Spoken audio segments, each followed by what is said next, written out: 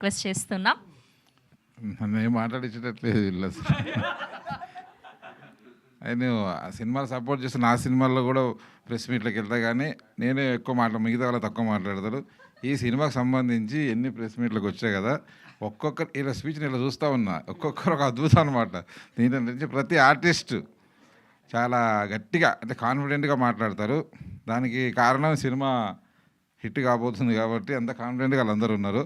ఒక్క negative, first day నేను ఆ సినిమా చూసినప్పుడు ల్యాప్టాప్లో చూసా. మామూలుగా సరే ఇట్లా ఉంది, సినిమా చేసాం, ఎట్లాగైనా మేము కావాలి, సపోర్ట్ కావాలి అని అంటే, సరే నేను నా సినిమా చేసే పనిలో ఉన్నానయ్యా ఇప్పుడు అంటే, సరే చూసి మీరు సరే చెప్పండి సార్, మీరు ఇన్వాల్వ్ కాకపోయినా జస్ట్ సలహాలు చెప్పండి. సినిమా గ్యాబులుగా చూసా. ఆ రోజు బిజీగా ఉండి గ్యాబులుగా ల్యాప్టాప్లో కారులో పెట్టుకొని కాఫీ షాప్లో కూర్చొని చూసా. అవ్వగానే చెప్పా, ఇది సినిమా హిట్ అవుతుంది, నేను సపోర్ట్ చేస్తున్నానని.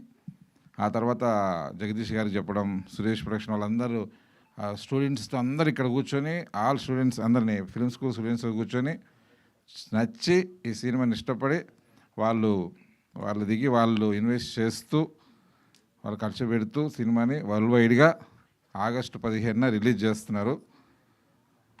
ఇక ఆగస్టు 15న దాదాపు మొత్తం ప్రపంచవ్యాప్తంగా రిలీజ్ అవుతుంది.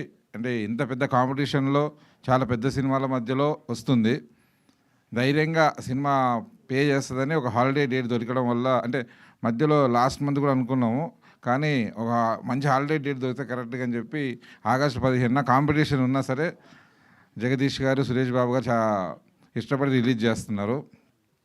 ఈ సినిమా నేను మొదటిగా మొన్న ప్రివ్యూ థియేటర్లో ఇక్కడ చూసినప్పుడు ఫస్ట్ కాపీ అయిన తర్వాత మళ్ళీ చూసినప్పుడు అంటే లాస్ట్ క్లైమాక్స్లో ఒక బిట్లో నా తెల్లకూరి నా కళ్ళకి నీళ్ళు వచ్చాయి. అంటే ఎన్నిసార్లు చూసిన సినిమా కూడా అంటే ఆ పూర్తి ఆర్ఆర్తో ఆ సినిమాతో ఎఫెక్టివ్గా అనిపించింది. డెఫినెట్లీ ఈ సినిమా సూపర్ సక్సెస్ కాకపోతుంది.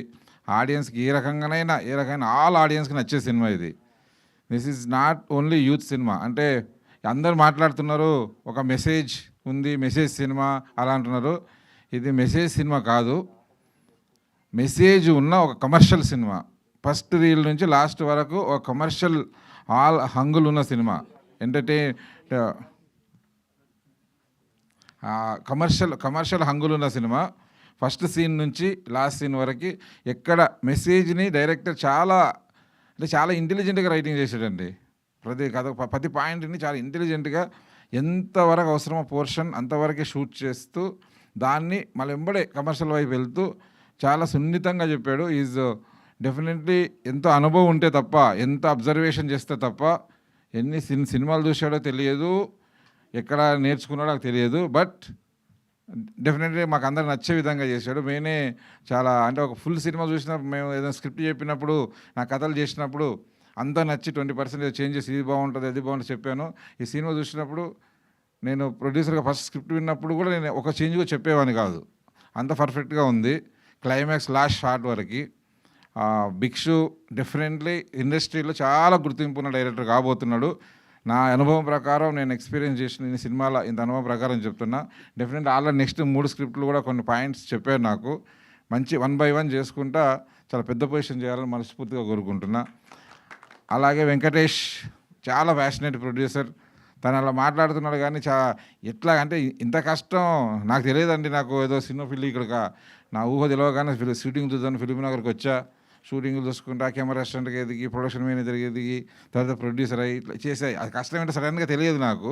కానీ అస్సలు అతను ఈ సినిమా కోసం పడ్డ కష్టము, తీసుకున్న రిస్క్ తీసుకోవాలి హీరో అవ్వాలంటే, అతను తీసుకున్న రిస్క్ అనేది చాలా పెద్ద రిస్క్. అదే చెప్పిన ఆ సినిమా మధ్యలోనే, దీంట్లో ఎట్లాగట్లా బయటపడేటట్టుగా నేను గట్టిగా ట్రై చేస్తా, కానీ దీని తర్వాత మాత్రం ఇంత పెద్ద రిస్క్ తీసుకోవద్దు వెంకట్ అన్నాను. చాలా కష్టపడ్డాడండి. డెఫినెట్లీ ఈ సినిమాతో నీకు చాలా పెద్ద పేరు, డబ్బు వస్తుంది. సినిమా తీయాలని తన ప్యాషన్ ఎట్లాగైనాని.